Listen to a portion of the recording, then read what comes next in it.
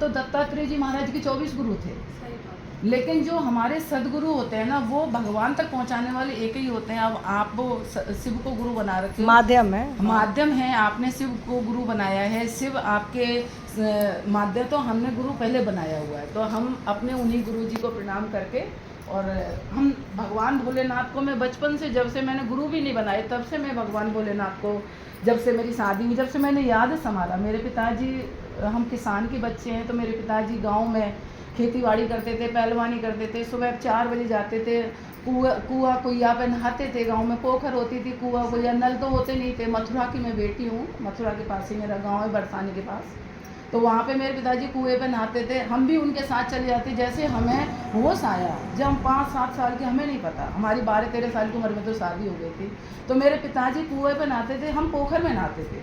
कुंड था हमारे, प्रिया कुंड, भगवान श्री कृष्ण ने वहाँ प्रिया राधा रानी को याद किया था, उसी जगह का के नाम पे प्रिया कुंड रखा हुआ है वहाँ पे। तो प्रिया गांव का नाम भी फेरकू, यानी फेर आऊँगा मैं, तो वहाँ तो ऐसे ही नाम रखे।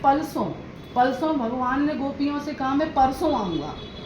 सिंह हई, तो किसी राक्षस की सींग दिखे, सिंह हई, वो सींग दिख रहे हैं, तो गांव के नाम वहाँ पे ऐसे ही है। तो वहाँ पे तो कुंड था, तो मेरे पिताजी कहते बेटा तू पानी खींचने की वजह से, मेरा बचपन से पैर 1-1.5 साल की थी तभी मेरा पैर पोलियो हो गया था, तो मेरे पिताजी कहते बेटा कहीं पानी खींचने की वजह से तू आलस में पोखर में नहाती, और 12 महीने, कार्तिक, महा, बैसाख, कोई भी कुछ भी होता, हम हमेशा पोखर में नहाते।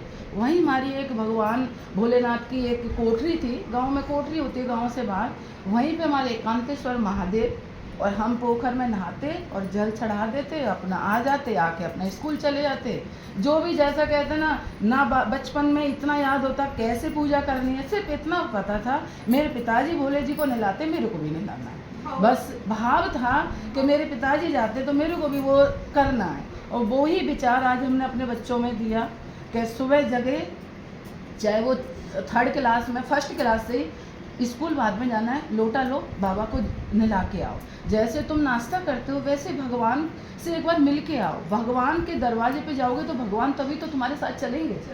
जब तुम माँ बाप को याद करते हो तभी तो तुम्हारे माँ बाप तुम्हारा साथ देते हैं। जब तुम भगवान के दरवाजे जाओगे तो भगवान आपके साथ हमेशा रहेंगे, उनको हमेशा याद रखो। चलते फिरते, खाते पीते, जागते सोते, वो कहते हैं कलयुग में सिर्फ एक ही गुण है, बाकी के सारे अवगुण हैं। एक ही गुण है कलयुग केवल, नाम अधारा, सुमर सुमर नर उतरई पारा। जिस कहते ना, कभी सतयुग में कितने सालों लगते थे भगवान को खुश करने के लिए, द्वापर में, त्रेता में, और कितने सभी युगों को समय लगा था भगवान को पाने के लिए। कलयुग में सिर्फ भगवान ने एक ही वरदान दिया है, तुम कुछ भी करो, कितना बड़ा बिजनेस चलाओ, खूब दिन दूनी तुम्हारी बरकत हो, लेकिन तुम जब भी चलते, मेट्रो में चल रहे हो, बस में चल रहे हो, गाड़ी पे चल रहे हो, स्कूटरी पे चल रहे हो, कहीं भी चल रहे हो, मेरा नाम जपते चलो, और नाम में ही मेरा काम तुम्हारा बन जाएगा, सिर्फ मेरा नाम जपते चलो। तो वही हमने अपने पिताजी से सीखा, वही हमने अपने सास ससुर से देखा, वही हमने अपने बच्चों को, सिर्फ एक सुबह जगते हैं, नहाओ बेटा, जल का लोटा लेके जाओ, और बाबा पे, बाबा किसी भूखे नहीं है, ना तुम्हारे दूध के, ना दही के, ना फूल के, ना फल के, ना मिठाई के, वो भाव के भूखे। भाव नहीं तो मंदिर मस्जिद दीखत हैं शमशान, और भाव है तो शमशानों में बोलत हैं भगवान, भाव के बस में है भगवान। भाव नहीं तो देखो, भाव से दुर्योधन के, बिना भाव के दुर्योधन ने मेवा मिष्टान 56 भोग रख दिए भगवान श्री कृष्ण के सामने, त्याग दिए। भाव से विदुरानी ने केले फेंक रही है, छिलके खिला रही है, भगवान बड़े मिठास से खा रहे हैं। तो भाव, खाट बिछाई, विदुर जी खाट लेके आए, नहीं कृष्ण जी आएंगे इस पे बिठाना। विदुरानी इतनी भाव में मस्त हो गई, खाट को उल्टी बिछा दिया, और उसी पे कन्हैया जी, कृष्ण कन्हैया गोपाल बैठ जाते हैं। खाट जमीन से लग रही है, गोपाल जी को पता है, कन्हैया को पता है कि विदुरानी इतनी मस्त हो गई, इसे नहीं पता सीधी बिछाइए कि उल्टी बिछाइए। केले फेंकती जा रही है, छिलके खिलाती जा रही है, इसको नहीं पता मैं क्या खिला रही हूँ, क्योंकि इसी को कहते हैं भाव। भाव में वो सब सुध बुध भूल गई थी। विदुर आए, विदुर ने मिठाई, अरे तू क्या कर रही है, कृष्ण द्वारकाधीश को तूने उल्टी खाट पे बिछा रखा। अरे नहीं, मेरे को तो पता ही नहीं, मैंने सीधी बिछाई, उल्टी बिछाई। तो वो मुस्कुरा रहे कि यही तो भक्ति है।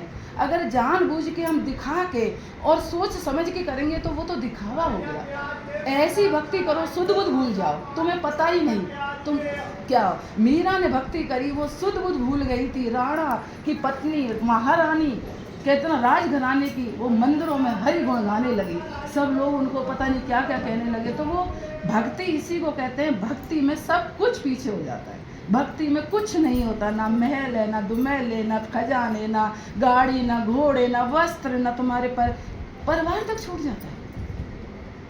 गोपियों को भगवान श्री कृष्ण वेणु बजा रहे हैं, उनको घर में सुनाई दे रहा कि मेरे कृष्ण मेरे को बुला रहे हैं। वो कोई गोपी सब्जी बना रही होती है, कोई दूध पिलो रही होती है, कोई बच्चे को दूध पिला रही होती है, कोई अपने सास ससुर को खाना दे रही होती है, कोई पति के चरण दबा रही होती है, लेकिन जैसे ही बंसी बजाते हैं वैसे ही उनके कानों में आवाज़ आती है कृष्ण मेरे को बुला रहे हैं, भाग जाती हैं। साग में नौ, वो कहते हैं खीर में नौन, साग में शक्कर, मक्खन में मिर्चाई, मुरलिया हर की मधुबन में धूम मचाई। जैसे ही मुरलिया बजती है वैसे ही गोपियाँ भागी भागी चली जाती हैं और जा कर के वहाँ कृष्ण कहते हैं तुम क्यों आई हो रात में, तुम्हें शर्म करनी चाहिए, तुम लेडीज हो, तुम इतनी रात में परिवार छोड़ के आ गई हो।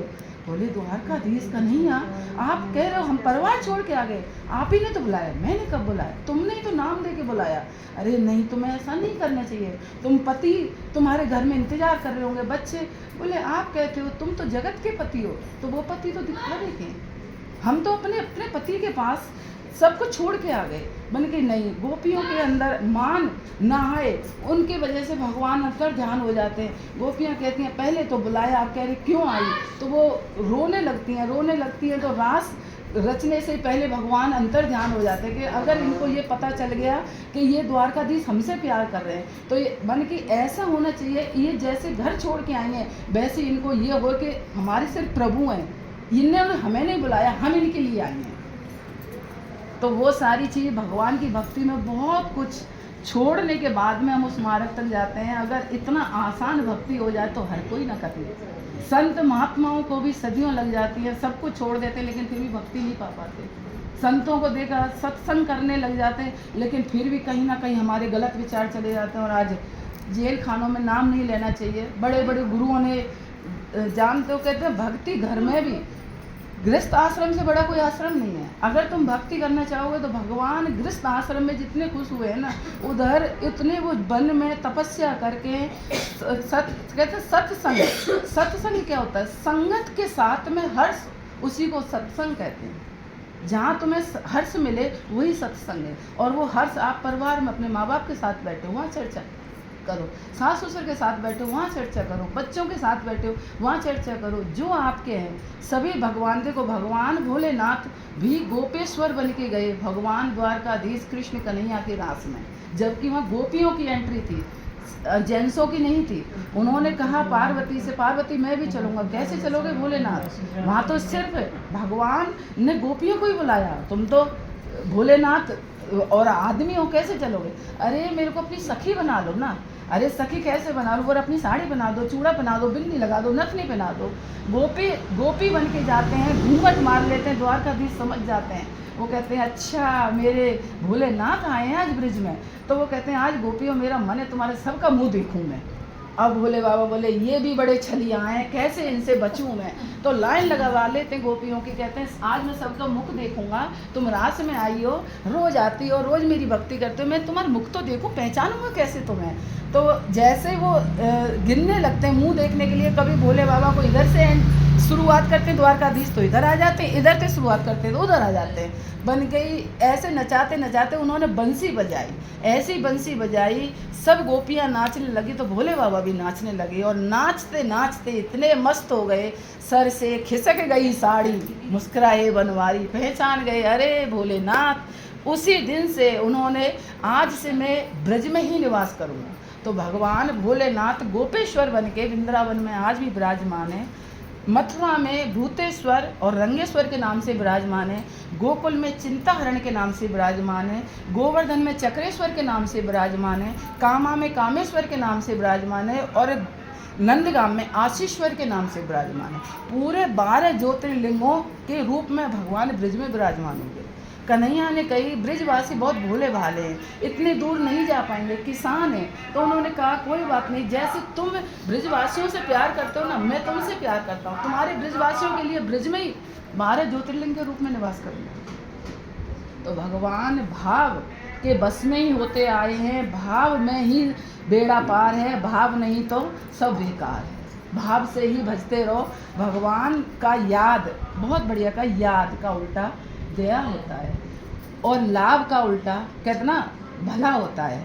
भला करोगे लाभ होता चला जाएगा, याद करोगे दया होती चली जाएगी। तो आप जैसे भी, आप जिसको भी मान रहे हो गुरु, अगर आप लोगों के पहले बने हुए हैं तो उनका सिमरन करो, 5 माला 1 माला जो भी हो, नहीं तो शिव गुरु बनाइए। लेकिन गुरु जीवन में बहुत ज़रूरी है। बिना गुरु के कल्याण उद्धार हमारे जीवन का जो मेन कहते ना, अभी घूम फिर के जो रास्ते से भटकते हुए जाओगे वो सीधे रास्ते में हो जाओगे। बहुत बढ़िया बताया। तो अभी हम एक भगवान भोलेनाथ का